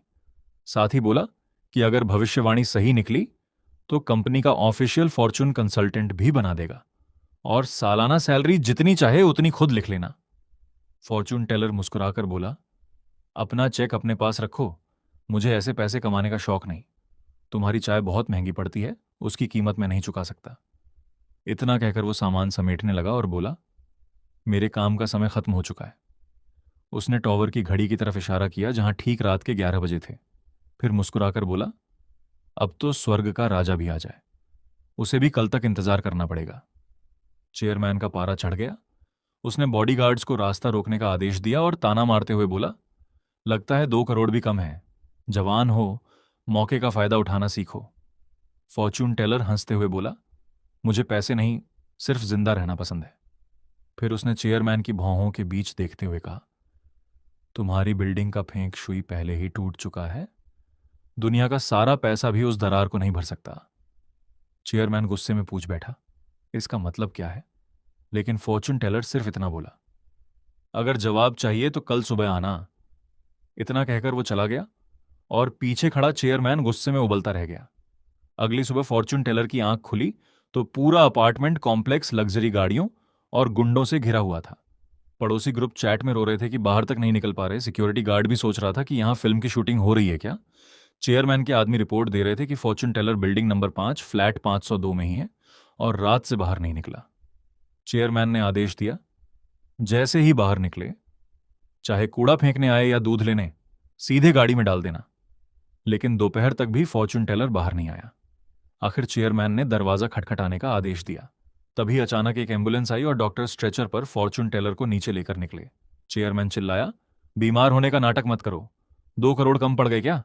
लेकिन जैसे ही एम्बुलेंस चली गई, अंदर बैठे पैरामेडिक ने हंसकर पूछा, सर मेरी एक्टिंग कैसी थी? फॉर्चून टेलर मुस्कुराया, ऑस्कर लेवल, ये लो 2000 युआन बोनस। उधर चेयरमैन इतना भी भोला नहीं था। उसी रात वो फिर वहीं कुर्सी लगाकर बॉडीगार्ड्स के साथ इंतजार करने लगा। आखिर फॉर्चून टेलर खुद उसके सामने पहुंच गया। कॉफी का कप हाथ में लिए उसने मुस्कुराकर कहा, वाह चेयरमैन ली, स्वागत तो ऐसा किया है जैसे मैं कोई सुपरस्टार हूं। लेकिन ये ऊंची मेज हटाओ, मुझे लोगों की आंखों में देखकर बात करना पसंद है। चेयरमैन ने तुरंत नीचे वाली कुर्सी मंगवाई और पूछा, कल तुमने कहा था मेरी बिल्डिंग का फेंक शुई टूट चुका है, उसका मतलब क्या है? उसने बताया कि आज पूरे प्लाजा को खाली करा दिया, सिर्फ उसकी सलाह सुनने के लिए। पैसे की कोई कमी नहीं है। फॉर्चून टेलर की आंखें फिर नीली चमक उठीं और सिस्टम ने पूरी बिल्डिंग स्कैन कर डाली। उसने गंभीर आवाज में कहा, मैं फेंक शुई नहीं देखता, और अब फेंक शुई भी तुम्हें नहीं बचा सकता। मुझे साफ दिखाई दे रहा है कि यह बिल्डिंग गिरने वाली है। चेयरमैन गुस्से से आग बबूला हो गया और बोला कि उसने हांगकांग के सबसे बड़े एक्सपर्ट्स से डिजाइन बनवाया है। उसने बड़े गर्व से जेड बेल्ट अराउंड वेस्ट और एनर्जी गैदरिंग जैसी टर्म्स गिनानी शुरू कर दी। फॉर्चून टेलर ने शांत होकर जवाब दिया, एक्सपर्ट बिल्डिंग का फेंक शुई बना सकते हैं, लेकिन इंसान का लालच नहीं बदल सकते। फिर उसने चेयरमैन के माथे की तरफ इशारा करते हुए कहा, तुम्हारे वेल्थ पैलेस का लाल बैंगनी रंग बता रहा है कि हाल ही में बहुत सारा खून से सना हुआ गैर कानूनी पैसा कमाया गया है। इसके बाद उसने आंखों के नीचे वाले हिस्से को देखकर कहा, चिल्ड्रन पैलेस पर यह आड़ी रेखा बता रही है कि तुम्हारी बिल्डिंग के दक्षिण पश्चिम वाले सपोर्ट कॉलम में पहले से दरार पड़ चुकी है ना? चेयरमैन का चेहरा उड़ गया, क्योंकि यह राज किसी को पता नहीं था। फिर भी वो चिल्लाता रहा कि यह सब बकवास है और बिल्डिंग हर इंस्पेक्शन में पास हुई थी। फॉर्चून टेलर ने ठंडी मुस्कान के साथ कहा, कौन सा इंस्पेक्शन? वही जिसमें घटिया सरिया लगाया गया, नींव 5 मीटर कम खोदी गई और सच बोलने वाले सुपरवाइजर को नौकरी से निकालकर हादसे के नाम पर मरवा दिया गया। यह सुनते ही चेयरमैन के पैरों तले जमीन खिसक गई। फॉर्चून टेलर ने आखिरी चेतावनी देते हुए कहा, अब यह फेंक शुई का नहीं, फिजिक्स का मामला है। नींव धंस चुकी है, वजन बराबर नहीं बढ़ रहा, और तुम्हारे पास सिर्फ 3 दिन बचे हैं। अगर इस बिल्डिंग को तुरंत मजबूत नहीं कराया तो इसके साथ बहुत सारे लोग भी दफन हो जाएंगे। फॉर्चून टेलर ने अपनी 2 उंगलियां उठाकर चेयरमैन की आंखों में देखते हुए कहा, सिर्फ 3 दिन, बस 3 दिन बाद यह पूरी बिल्डिंग ढह जाएगी। और यह कोई छोटी मोटी दरार नहीं होगी, पूरा स्ट्रक्चर ताश के पत्तों की तरह गिर जाएगा। उसने सख्त लहजे में आगे कहा, चेयरमैन ली, अब यह कोई बिजनेस डील नहीं रही। तुम्हारे पैसे मुझे नहीं चाहिए। अगर यह बिल्डिंग गिरी तो हजारों बेगुनाह लोग मरेंगे, और इस प्रोजेक्ट से कमाया गया हर पैसा इंसानी जानों की कीमत होगा। आखिर में तुम्हारी मंजिल सिर्फ जेल की बैरक और कैदियों वाला खाना है। यह सुनते ही वहां मौजूद लोग, जो पहले से लाइव स्ट्रीम कर रहे थे, चेयरमैन के सारे काले कारनामे रिकॉर्ड करने लगे। चेयरमैन घबरा गया और गुस्से में चीख पड़ा, सब कैमरे बंद करो, लाइव अभी के अभी बंद करो। लेकिन तब तक बहुत देर हो चुकी थी। फॉर्चून टेलर ने घड़ी देखी और शांत स्वर में कहा, मेरे काम का समय खत्म हो गया है। इतना कहकर वो अपनी कार में बैठकर वहां से निकल गया। रास्ते में उसने मन ही मन सोचा, आज कम से कम हजारों लोगों की जान बच गई। रात को घर पहुंचते ही वो थक कर बिस्तर पर गिर पड़ा, जबकि सोशल मीडिया पर उसकी वीडियो आग की तरह फैल चुकी थी। लोग पूछ रहे थे कि हाफ इमॉर्टल जांग आखिर गायब कहां हो गया। अगली सुबह स्टारलाइट मीडिया के शेयर सीधे जमीन पर आ गिरे और चेयरमैन के घोटाले की खबर से कंपनी में हड़कंप मच गया। तभी शिर्ण परिवार की बुजुर्ग महिला उसके घर पहुंची। फॉर्चून टेलर ने दरवाजा खोला तो हैरान रह गया। महिला बोली, मैं तुम्हें बधाई देने नहीं आई हूं। जिन्हाई यूनिवर्सिटी में कुछ अजीब हो रहा है। लाइब्रेरी के छात्र रात में अपने आप पन्ने पलटने की आवाज सुनते हैं और कई मानसिक रूप से टूट चुके हैं। फॉर्चून टेलर ने ठंडे अंदाज में जवाब दिया, मैं फॉर्चून टेलर हूं, भूत पकड़ने वाला प्राइवेट डिटेक्टिव नहीं। लेकिन महिला ने कहा कि उनका परिवार यूनिवर्सिटी का सबसे बड़ा डोनर है और ये घटनाएं उसकी 100वीं सालगिरह बर्बाद कर देंगी। उसने लालच देते हुए पश्चिमी उपनगर की पूरी हॉट स्प्रिंग्स वैली देने की पेशकश कर दी। फॉर्चून टेलर ने बिना पलक झपकाए मना कर दिया। जैसे ही वो कमरे में लौटा, सिस्टम का नया मिशन सामने आ गया। उसे अगले दिन सुबह 7 से 9 बजे तक जिन्हाई यूनिवर्सिटी के वेस्ट गेट पर छात्रों की पढ़ाई और करियर से जुड़ी समस्याओं का समाधान करना था। अगली सुबह वो थिंकर स्टैच्यू के सामने बैठ गया और अपना बोर्ड टांग दिया, एकेडमिक कंसल्टेंट। देखते ही देखते छात्र उसके चारों ओर जमा हो गए। कोई फोटो खींच रहा था, कोई वीडियो बना रहा था और पूरे कैंपस में हाफ इमॉर्टल जांग ट्रेंड करने लगा। पहला छात्र घबराया हुआ आया और बोला, क्या मुझे पीएचडी जारी रखनी चाहिए या छोड़ देनी चाहिए?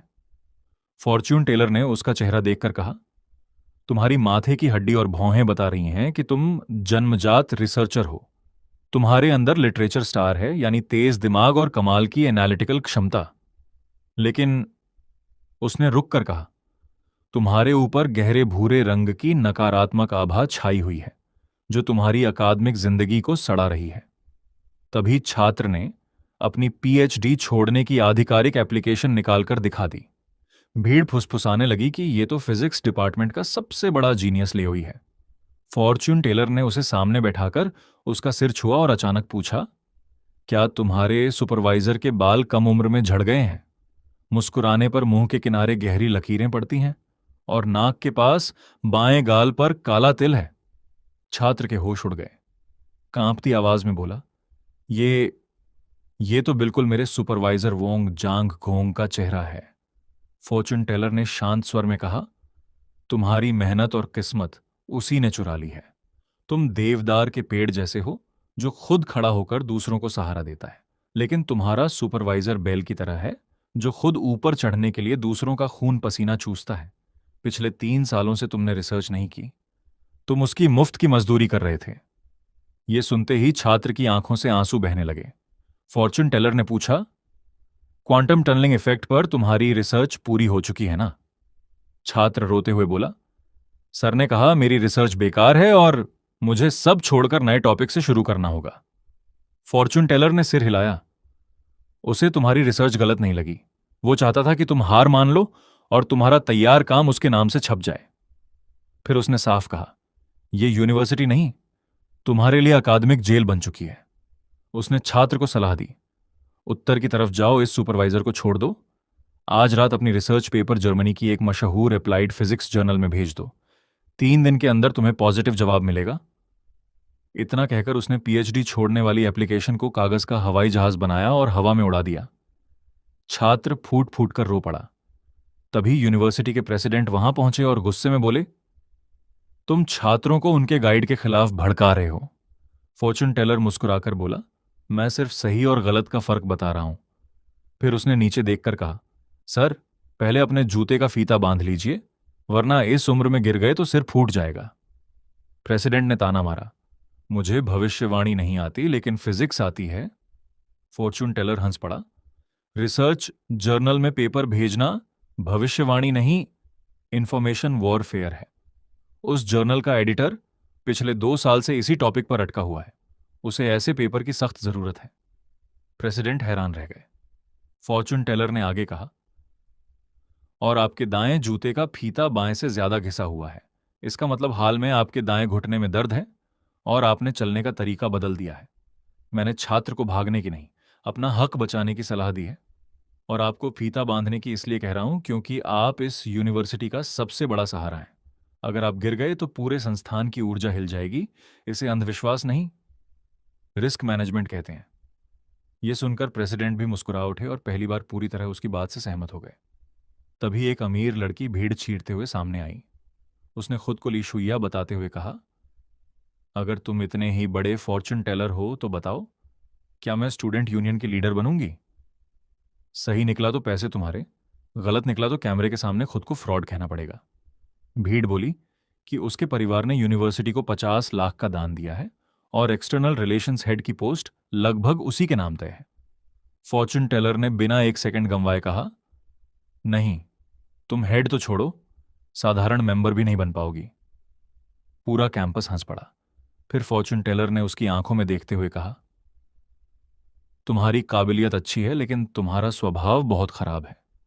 ऊंची गाल की हड्डियां और आंखों के पास की रेखाएं बता रही हैं कि तुम रिश्तों का इस्तेमाल करती हो। पिछले कुछ समय से तुम एक नहीं 3 लड़कों को एक साथ घुमा रही हो।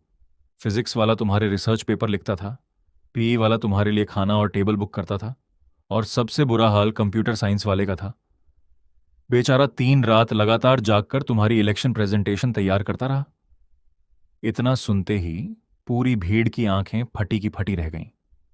फॉर्चून टेलर ने ठंडी नजर से उसकी तरफ देखा और बोला, तुम्हारी सबसे बड़ी समस्या टैलेंट की नहीं, कैरेक्टर की है।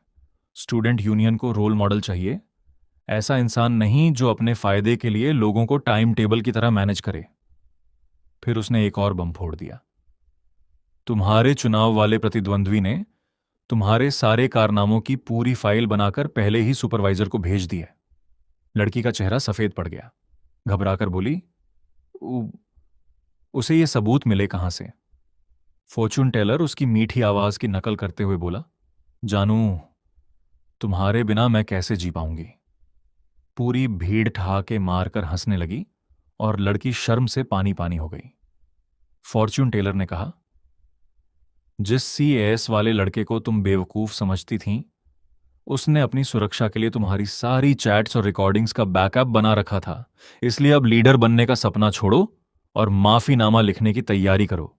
तभी उसका फोन बज उठा। स्क्रीन पर सुपरवाइजर का नाम चमक रहा था। लड़की डर के मारे कांप गई और बिना पीछे देखे वहां से भाग निकली। तभी एक लंबा चौड़ा बास्केटबॉल प्लेयर दौड़ता हुआ आया। आंखों में आंसू लिए उसने कहा, प्लीज मेरी गर्लफ्रेंड को ढूंढ दो, वो कल रात से गायब है। भीड़ को लगा ये भी कोई ड्रामा है, लेकिन लड़का रोते हुए बोला, मैं मजाक नहीं कर रहा। कल रात मेरी गर्लफ्रेंड सुयू लाइब्रेरी में पढ़ रही थी। रात 11 बजे उसने मैसेज किया कि बुक शेल्फ के पीछे से दीवार खुरचने जैसी आवाज आ रही है। फिर उसने हेल्प वाला स्टिकर भेजा। उसके बाद फोन बंद हो गया। फॉर्चून टेलर ने शांत होकर पूछा, हाल में तुम दोनों की लड़ाई हुई थी? लड़के ने कहा, नहीं, मैं तो कल आधा घंटा लाइन में लगकर उसके लिए स्ट्रॉबेरी खरीद कर लाया था। थोड़ी देर सोचने के बाद उसे याद आया कि उसकी गर्लफ्रेंड लाइब्रेरी में सीट घेरने वालों और जोर जोर से पन्ने पलटने वाले ग्रेजुएट स्टूडेंट्स से परेशान थी। फिर उसे याद आया कि चश्मा पहनने वाला एक अजीब लड़का भी हमेशा उसे घूरता रहता था। फॉर्च्यून टेलर मुस्कुराया और बोला, तुम्हारी गर्लफ्रेंड को किसी भूत ने नहीं उठाया। वो इस वक्त स्टूडेंट अफेयर्स ऑफिस में बैठी प्रतिज्ञा पत्र लिख रही है। सब दंग रह गए।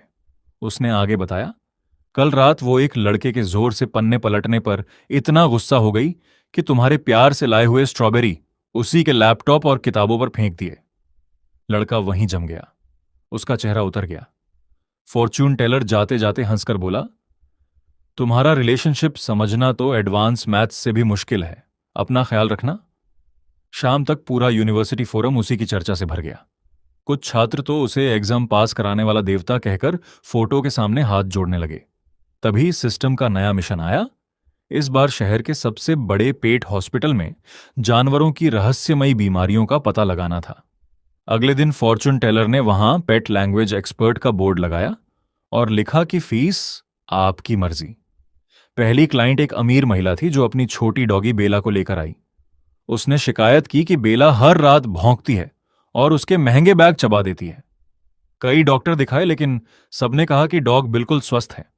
फॉर्च्यून टेलर की आंखें बैंगनी चमकी और उसने कहा, समस्या बैग नहीं, आप खुद हैं। महिला भड़क गई। फॉर्च्यून टेलर बोला, आपको अपनी आवाज मीठी लगती होगी, लेकिन डॉग के लिए आपके हाई हील्स, महजों की गोटियां, रात की पार्टियां और तेज म्यूजिक लगातार शोर मचाते हैं। वो सो ही नहीं पाती। उसका घर भी लिविंग रूम के पास है जहां धुआं और शोर दोनों पहुंचते हैं। फिर उसने कहा, और वो आपके बैग इसलिए नहीं चबाती क्योंकि उसे बैग से नफरत है। उसमें दूसरे कुत्ते की खुशबू होती है, खासकर आपका भूरा बर्किन बैग। कल आप उसे लेकर अपनी दोस्त मिसेस सन के घर गई थीं जहां उनका सफेद समोयड था। सही कहा ना? महिला की आंखें फटी रह गईं। फॉर्च्यून टेलर बोला, डॉग बहुत ज्यादा पजेसिव होते हैं। उसे लगा आपने किसी दूसरे कुत्ते को उससे ज्यादा प्यार दिया, इसलिए उसने बैग पर गुस्सा निकाला। महिला ने खुशी खुशी मोटी रकम दी और बेला को गले लगाकर चली गई। तभी एक डिलीवरी बॉय दौड़ता हुआ आया। उसने कहा, सर, मेरी बिल्ली पर शायद भूत चढ़ गया है। फॉर्चून टेलर ने बॉक्स खुलवाया।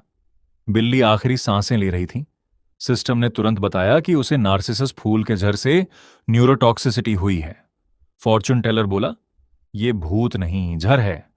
लड़का हैरान रह गया। उसने कहा कि बिल्ली तो घर से बाहर भी नहीं निकलती। फॉर्चून टेलर ने पूछा, घर में कोई नया पौधा लाए हो? लड़के को याद आया कि उसने हवा साफ करने के लिए बालकनी में सफेद फूलों वाला नार्सिसस रखा था। फॉर्चून टेलर ने माथा पकड़ लिया। बिल्ली ने उसके पत्ते चाट लिए या गमले के नीचे जमा पानी पी लिया। ये पौधा बिल्लियों के लिए जानलेवा होता है। उल्टी, दौरे, नसों का लकवा और फिर दिलबंद, यही इसका असर है। लड़का रोने लगा। फॉर्चून टेलर चिल्लाया, अभी भागो! डॉक्टरों से कहना नार्सिसस पॉइजनिंग है। तुरंत उल्टी करवाओ, पेट साफ करवाओ और एंटीटॉक्सिन लगवाओ। 10 मिनट भी देर हुई तो भगवान भी नहीं बचा पाएंगे। लड़का दौड़ पड़ा। तभी पास का एक वेट डॉक्टर आ गया और ताना मारते हुए बोला, लगते तो बड़े एक्सपर्ट हो, किस यूनिवर्सिटी से डिग्री ली है? बिना टेस्ट के जहर कैसे बता दिया?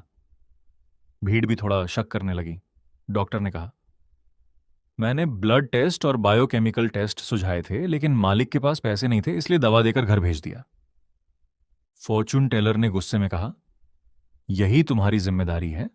जहर से मरती बिल्ली को विटामिन देकर घर भेज दिया? डॉक्टर बोला कि यही मेडिकल प्रोटोकॉल है।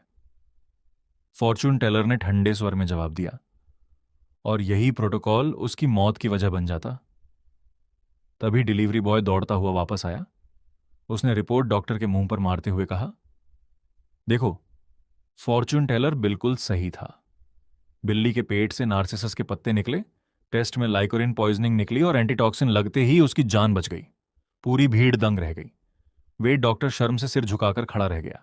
अब सारे पेट ऑनर्स अपने अपने जानवर लेकर फॉर्चून टेलर के पास दौड़ पड़े। लेकिन उसने कहा, मेरे अपने नियम हैं, आज सिर्फ एक आखिरी रीडिंग होगी। लोग आखिरी मौके के लिए बोली लगाने लगे। तभी एक गंजा आदमी कंधे पर तोता लेकर आगे आया। फॉर्चून टेलर ने उसी को आखिरी क्लाइंट चुना। आदमी बोला, मेरा तोता बिल्कुल फिट है, इससे ज्यादा हेल्दी तो मैं भी नहीं हूं। फॉर्चून टेलर मुस्कुराया, बीमार नहीं है, बस आजकल जरूरत से ज्यादा बोलने लगा है। तभी तोता जोर से चिल्लाया, जानू दरवाजा खोलो। फिर बोला, पासवर्ड 8888। चलो डेट पर चलते हैं, मेरी बीवी को मत बताना। और आखिर में जेम, शरारती लड़की। पूरा मैदान हंसी से गूंज उठा। बेचारा गंजा आदमी पसीना पसीना हो गया और बोला, ये सब टीवी देखकर सीखा है। लेकिन तोता फिर चिल्लाया, जानू दरवाजा खोलो। भीड़ हंसते हंसते लोटपोट हो गई। किसी ने चिल्लाकर पूछा, भाई टीवी देखते हो या अपनी लव स्टोरी की रिप्ले? आखिर गंजे आदमी ने रोते हुए कबूल किया, मेरी बीवी को हमेशा शक रहता है कि मेरा किसी और औरत के साथ चक्कर चल रहा है। बेचारा उदास होकर बताता है कि उसकी शादी अब डिवोर्स तक पहुंच चुकी है और वो फॉर्चून टेलर से हाथ जोड़कर कहता है, भाई मेरी इज्जत बचा लो। फॉर्चून टेलर उसकी बात सुनकर अपनी हंसी मुश्किल से रोकता है। फिर गला साफ करके कहता है, तुम्हारी सारी परेशानी की जड़ तुम्हारा तोता है। वो बताता है कि तोते ने हाल ही में बहुत सारे नए शब्द सीख लिए हैं और इसका असली टीचर तुम्हारी कार में रखा हुआ एक स्टफ्ड टॉय है। आदमी तुरंत मना कर देता है और कहता है, मैं कोई बच्चा नहीं हूं जो कार में टॉय रखूं। तभी तोता जोर से चिल्लाता है, पासवर्ड 48 है, पासवर्ड 48 है। यह सुनते ही आदमी के होश उड़ जाते हैं। उसका चेहरा एकदम सफेद पड़ जाता है और शरीर कांपने लगता है। फॉर्चून टेलर कहता है, फ्रंट पैसेंजर सीट के नीचे तुमने एक सीक्रेट बैकअप फोन छुपा रखा है और उसका पासवर्ड 48 है। वो समझाता है कि जब भी तुम कार में छुपकर बातें करते थे, तोता सब सुनता था और अब उसे तुम्हारे सारे सीक्रेट्स और कांड याद हैं। यानी तुम्हारी वाइफ जो घर पर सुनती है वो सिर्फ मिमिक्री नहीं, बल्कि तुम्हारी हरकतों का लाइव रिप्ले है। पूरा माहौल शांत हो जाता है और लोग उस गंजे आदमी को ऐसे देखने लगते हैं जैसे फॉर्चून रीडिंग नहीं, बल्कि उसकी लाइव बेइज्जती चल रही हो। तभी तोता बार बार बोलता है, मेरी वाइफ को मत बताना। इतने में उसका फोन बजता है और स्क्रीन पर वाइफ का नाम शेरनी दिखता है। बेचारा डरते डरते कॉल उठाता है। उधर फॉर्चून टेलर के सिस्टम में नोटिफिकेशन आता है कि मिशन सक्सेसफुल रहा, उसके ब्रेन ट्यूमर की एक्टिविटी और कम हो गई, उसकी लाइफ बढ़ गई और उसे नई पावर स्पिरिचुअल ईयर मिल गई। अब गंजे भाई घर जाकर बचे या नहीं ये तो भगवान ही जाने। रात में एक लग्जरी ब्लैक कार आती है जिसमें से आर्कियोलॉजी एक्सपर्ट ओल्ड शीन उतरते हैं।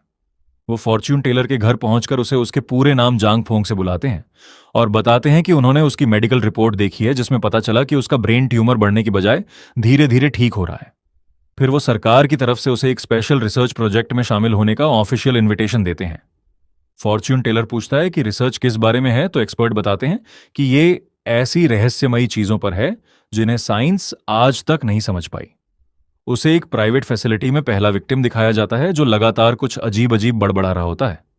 कंट्रोल रूम में बैठे एक प्रोफेसर उसका मजाक उड़ाते हैं, लेकिन तभी एक साइंटिस्ट नोटिस करता है कि फॉर्च्यून टेलर की उंगलियों की टैपिंग बिल्कुल विक्टिम के होंठों की मूवमेंट से मैच कर रही है। माहौल अचानक बदल जाता है। फॉर्च्यून टेलर अपनी टेलीपैथी एक्टिवेट करता है और अपनी विजन में देखता है कि विक्टिम पानी में डूब रहा है। उसके पैरों में घास लिपटी हुई है और उसके फेफड़े जल रहे हैं। आंखें खोलकर वो पूछता है, क्या जोंग युआन 7 साल की उम्र में अपने गांव की नदी में डूबा था और उसकी जान मुश्किल से बची थी? ये सुनते ही पूरा ऑब्जर्वेशन रूम सन्न रह जाता है।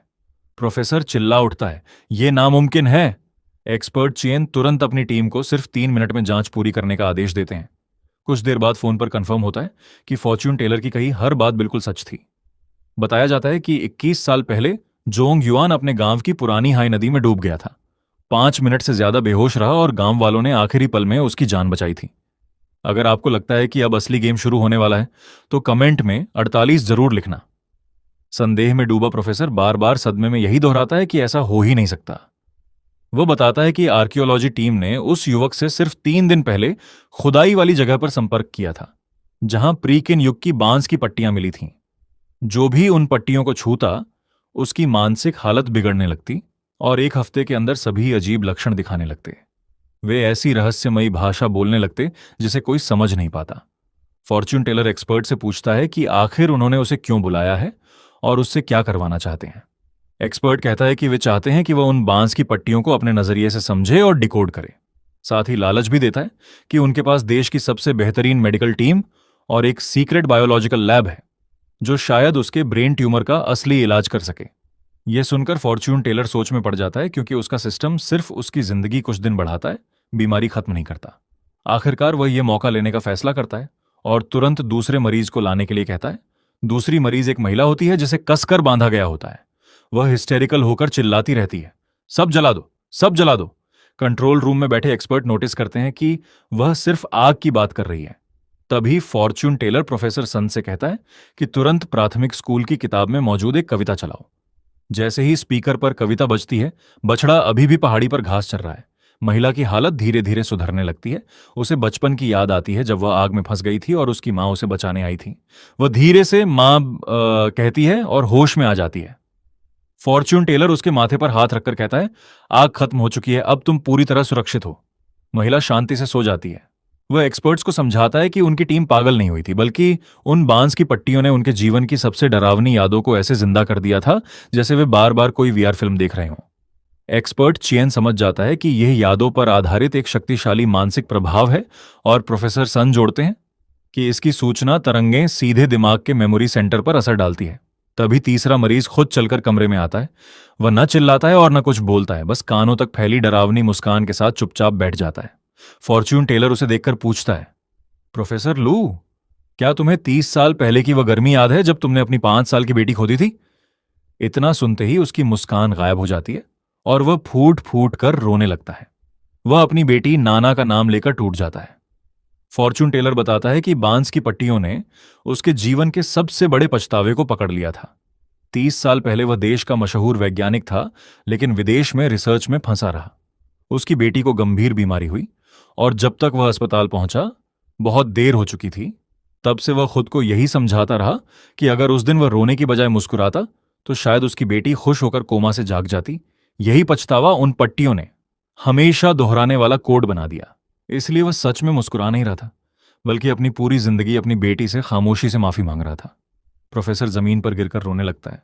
फॉर्च्यून टेलर गार्ड से कहता है कि उसे आराम करने दो, उसके साथ एक साइकेट्रिस्ट रखो और उसे रोने दो, क्योंकि दिल का दर्द बाहर निकलने के बाद ही उसे राहत मिलेगी। इसके बाद फॉर्च्यून टेलर 1 महीने की छुट्टी लेकर समुद्र किनारे आराम करने चला जाता है। तभी उसके सिस्टम का नोटिफिकेशन आता है कि वह जरूरत से ज्यादा रिलैक्स हो चुका है। इसलिए उसे तुरंत नया मिशन दिया जाता है। नया मिशन मीडिया प्रोडक्शन सिटी में एक्टर्स की किस्मत पढ़ने का होता है। अगले दिन वह फिल्म सिटी पहुंचकर अपना बोर्ड लगाता है, फिजियोग्नॉमी से कास्टिंग, मेकअप से किस्मत बदलें। एक जूनियर आर्टिस्ट उसका मजाक उड़ाता है कि अब तो ठग भी प्रिसिजन टारगेटिंग करने लगे हैं। फॉर्च्यून टेलर शांत होकर कहता है, जिसे भरोसा नहीं वो दूर रहे। तभी पहली अभिनेत्री उसके पास आती है और पूछती है कि क्या वह सच में चेहरा देखकर कास्टिंग बता सकता है। वह पूछता है, बुम कितने साल से एक्स्ट्रा हो? लड़की कहती है, बुम 3 साल से वो, लेकिन हमेशा नौकरानी का रोल मिलता है। फॉर्च्यून टेलर कहता है, तुम्हारे चेहरे की वजह से नहीं, बल्कि तुमने खुद अपने लीड रोल वाले चेहरे को नौकरानी वाला बना दिया। लड़की चौंक कर कहती है कि उसने कोई प्लास्टिक सर्जरी नहीं करवाई। वह जवाब देता है, सर्जरी नहीं, लेकिन जरूरत से ज्यादा फिलर लगवाकर अपने चेहरे की तेज हड्डियों वाली पहचान मिटा दी। पहले तुम्हारा चेहरा महारानी या महिला जनरल जैसे दमदार किरदारों के लिए परफेक्ट था, लेकिन एक इंजेक्शन ने सब खत्म कर दिया।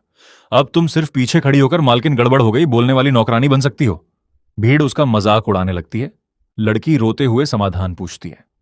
फॉर्च्यून टेलर कहता है कि तुरंत अस्पताल जाकर सारे फिलर हटवा दो, फिर पास वाले ब्लडी टॉम के सेट पर जाओ जहां महिला जनरल के लिए घुड़सवारी करने वाली स्टंट डबल की जरूरत है। वह समझाता है कि रोल खतरनाक है, इसलिए कोई करना नहीं चाहता, लेकिन अगर तुमने यह मौका पकड़ लिया तो 1 साल के अंदर अपना खुद का रोल मिलेगा, वरना जिंदगी भर नौकरानी ही बनी रहोगी। तभी असिस्टेंट डायरेक्टर दौड़ता हुआ आता है और डायरेक्टर गुस्से में उसे ठग कहकर वहां से निकल जाने का आदेश देता है। वह बोर्ड पढ़कर हंसता है और ताना मारता है, कास्टिंग और किस्मत बदलने की बात करते हो तो सीधे हीरो हीरोइन का नाम क्यों नहीं बता देते? फिर चुनौती देता है, अगर इतनी ही ताकत है तो मेरी किस्मत पढ़कर दिखाओ। फॉर्च्यून टेलर उसे ध्यान से देखकर शांत आवाज में कहता है, तुम्हारी दोनों भौहों के बीच का हिस्सा बिल्कुल काला पड़ चुका है, भौहों के सिरे बिखरे हुए हैं और होंठ भी असामान्य रूप से फीके हैं। ये संकेत बताते हैं कि बहुत जल्द तुम्हें बड़ा आर्थिक नुकसान और भारी मुसीबत झेलनी पड़ेगी। ये सुनते ही डायरेक्टर गुस्से से आग बबूला हो जाता है। डायरेक्टर गुस्से में उंगली दिखाकर उसे धमकाता है और कहता है कि उसे उसकी बातों की बिल्कुल परवाह नहीं। तभी फॉर्च्यून टेलर उसकी बात काटते हुए कहता है, आज जो एक्सप्लोजन वाला सीन शूट होना है उसमें विस्फोटक गलत जगह लगाए गए हैं। उन्हें तुरंत 3 मीटर बाईं तरफ शिफ्ट करो, वरना आज सिर्फ पैसों का नुकसान नहीं होगा, जिस हाथ में वॉकी टॉकी पकड़ी है वही हाथ चला जाएगा। यह सुनकर डायरेक्टर आग बबूला हो जाता है और उसे जान से मारने तक की धमकी देने लगता है। तभी एक्सप्लोसिव एक्सपर्ट घबराया हुआ दौड़ता आता है और चिल्लाकर बताता है कि फाइनल चेक में पता चला है कि विस्फोटक हीरो के बहुत पास लगाए गए हैं और उन्हें तुरंत 3 मीटर बाईं तरफ हटाना पड़ेगा। यह सुनते ही पूरी भीड़ दंग रह जाती है, क्योंकि उसकी बात फॉर्च्यून टेलर की भविष्यवाणी से शब्द शब्द मिलती है। पूरे फिल्म सिटी में सन्नाटा छा जाता है और जो लोग अभी तक उसका मजाक उड़ा रहे थे वही अब उसे किसी चमत्कारी इंसान की तरह देखने लगते हैं। तभी फॉर्च्यून टेलर एक संदिग्ध हरकत देखता है और भीड़ में खड़े एक स्टंट डबल को बुलाकर कहता है कि आज की आखिरी रीडिंग उसी की होगी। स्टंट डबल आंखों में आंसू लेकर अपनी बदकिस्मती सुनाता है। फॉर्च्यून टेलर कहता है कि जिस हीरो के लिए तुम डबल बनते हो उसके पास सिर्फ चेहरा है, लेकिन तुम्हारे चेहरे पर जिंदगी के असली अनुभव लिखे हैं। तुम्हारी हड्डियों की बनावट सोए हुए ड्रैगन जैसी है और तुम्हारे अंदर असली महान इंसान बनने की किस्मत है, लेकिन तुमने अपने जुआरी पिता का कर्ज चुकाने के लिए खुद को एक अन्यायपूर्ण कॉन्ट्रैक्ट में बांध लिया और हमेशा किसी और की परछाई बनकर रह गए। असली हीरो अवार्ड जीतता रहा और तुम्हें सिर्फ 30,000 रुपये मिले। यही तुम्हारे दुख की सबसे बड़ी वजह है। वह उसे सलाह देता है कि डस्ट नाम की कम बजट वाली फिल्म में अपने असली नाम से ऑडिशन दो। वहां एक ऐसे एक्टर की तलाश है जिसके अंदर असली हुनर हो। अगर ये मौका पकड़ लिया तो 1 साल में तुम्हें अपना खुद का रोल मिलेगा, वरना जिंदगी भर डबल ही बने रहोगे। स्टंट डबल भावुक होकर उसे प्रणाम करता है और नई उम्मीद के साथ वहां से चला जाता है। फॉर्च्यून टेलर अपना सामान समेटकर जाने लगता है। तभी पुराना एक्सपर्ट उसे रोककर एक नया ऑफर देता है। वो बताता है कि एकेडमी ऑफ साइंसेज उसे प्रोजेक्ट पांगू के लिए स्पेशल इवैल्यूएशन कंसल्टेंट बनाना चाहती है। यह देश के भविष्य से जुड़ा बेहद गोपनीय प्रोजेक्ट है, जिसमें सही वैज्ञानिक चुनना सबसे बड़ी चुनौती है, क्योंकि कई लोग फर्जी रिज्यूमे और बढ़ा चढ़ाकर लिखी उपलब्धियों के सहारे अंदर घुसने की कोशिश कर रहे हैं। तभी उसके सिस्टम से नया मिशन आ जाता है, जिसमें उसे रोज सुबह 10 से 12 बजे तक उम्मीदवारों की किस्मत और ऊर्जा पढ़कर 3 सही उम्मीदवार चुनने होते हैं। अगले दिन वह एक्सपर्ट के साथ एकेडमी पहुंचता है, जहां प्रोजेक्ट के प्रमुख वैज्ञानिक फांग चेन शू उसका स्वागत करते हैं। फॉर्च्यून टेलर हाथ मिलाने की बजाय अपना छोटा लकड़ी का स्टूल निकालकर उस पर बैठ जाता है। फांग छिड़कर पूछता है कि यह अजीब हरकत क्यों? तो वह शांत होकर कहता है कि उसे अपनी चीजों पर बैठना ज्यादा पसंद है। पहला उम्मीदवार अंदर आता है, जिसे फांग जीनियस डॉक्टर बताता है। फॉर्च्यून टेलर अपनी खास आंख से उसकी ऊर्जा देखता है, जो बाहर से जलते हुए विशाल पेड़ जैसी चमक रही होती है, लेकिन अंदर से पूरी तरह सड़ी हुई होती है। वह कहता है कि इसकी प्रतिभा इसकी अपनी नहीं बल्कि किसी और की है। फिर खुलासा करता है कि 3 साल पहले इसके सुपरवाइजर की मौत के बाद ही इसकी रिसर्च अचानक दुनिया भर में मशहूर हुई। ये सुनकर उम्मीदवार के चेहरे का रंग उड़ जाता है। फांग गुस्से में आरोपों का विरोध करता है, लेकिन फॉर्च्यून टेलर कहता है कि बस इसके दिवंगत प्रोफेसर की फाइलें और लैब एक्सीडेंट की रिपोर्ट जांच लो। तुरंत जांच शुरू होती है और कुछ ही देर बाद पता चलता है कि उम्मीदवार ने अपने सुपरवाइजर प्रोफेसर ली चिंगो की रिसर्च चुराई थी और लैब हादसा भी पहले से रचा गया षड्यंत्र था। सिक्योरिटी उसे गिरफ्तार करके बाहर ले जाती है। फॉर्च्यून टेलर समझाता है कि कागज, डिग्री और रिसर्च चुराई जा सकती है, लेकिन इंसान की ऊर्जा कभी झूठ नहीं बोलती। फांग आखिरकार उसकी बात मान लेता है। थोड़ी देर बाद फॉर्च्यून टेलर ताज़ी हवा लेने बाहर निकलता है और रिसर्च सेंटर में घूमते हुए अचानक एक कोने में झाड़ू लगाते बूढ़े सफाई कर्मचारी की ऊर्जा देखता है, जो एक विशाल बैंगनी ड्रैगन की तरह आसमान छू रही होती है। वह तुरंत कहता है, जिस जीनियस की तुम लोग तलाश कर रहे हो वो यही आदमी है। फांग हंसकर कहता है कि ये तो अंकल लू हैं जो 20 साल से यहां सफाई कर रहे हैं। तभी बूढ़ा कर्मचारी मशीन की तरफ देखकर कहता है कि इस सेंट्रीफ्यूज की बेयरिंग सिर्फ 0.03 मिलीमीटर टेढ़ी है और अगर अभी नहीं रोका गया तो अंदर रखे सुपर कंडक्टर सैंपल पूरी तरह बर्बाद हो जाएंगे। फांग तुरंत मशीन चेक करता है और स्क्रीन पर बिल्कुल 0.03 मिलीमीटर की ही चेतावनी देखकर उसके होश उड़ जाते हैं। वह हैरान होकर पूछता है कि यह कैसे पता चला। बूढ़ा मुस्कुराकर कहता है कि उसने सिर्फ मशीन की आवाज सुनकर समझ लिया, क्योंकि उसकी आवाज किसी बीमार इंसान जैसी लग रही थी। फॉर्च्यून टेलर दोबारा अपनी आंख से उसे देखता है और उसके अंदर छिपी रहस्यमयी बैंगनी आभा देखकर कहता है कि इतनी किस्मत और इतनी ऊर्जा किसी साधारण इंसान की नहीं हो सकती। वह देश की नींव रखने वाले महान लोगों में से एक है। एक्सपर्ट उसकी गुप्त फाइल खोलते हैं और पता चलता है कि यह साधारण सफाई कर्मचारी नहीं, बल्कि देश के परमाणु रिएक्टर कूलिंग सिस्टम के चीफ इंजीनियर लियू चिन बांग हैं। सबकी आंखें नम हो जाती हैं। प्रोफेसर फांग झुककर उनसे माफी मांगता है। बूढ़े वैज्ञानिक मुस्कुराकर फॉर्च्यून टेलर से पूछते हैं कि उसने उनकी असली पहचान कैसे जान ली। वह जवाब देता है, मैं कभी किसी की डिग्री, पैसा या पुरानी उपलब्धियां नहीं देखता। मैं सिर्फ ये देखता हूं कि उसके अंदर मेहनत और जुनून की आग अभी भी जल रही है या नहीं। तभी तीसरी उम्मीदवार, एक खूबसूरत लड़की, मुस्कुराते हुए कमरे में प्रवेश करती है। वह फॉर्च्यून टेलर से हाथ मिलाने आगे बढ़ती है, लेकिन जैसे ही वह अपनी खास आंख से उसे देखता है, उसके पैरों तले जमीन खिसक जाती है, क्योंकि उसकी नजर में वो इंसान नहीं बल्कि एक रोबोट निकलती है। नेक्स्ट पार्ट के लिए सब्सक्राइब करें और कमेंट में पार्ट 2 लिखें।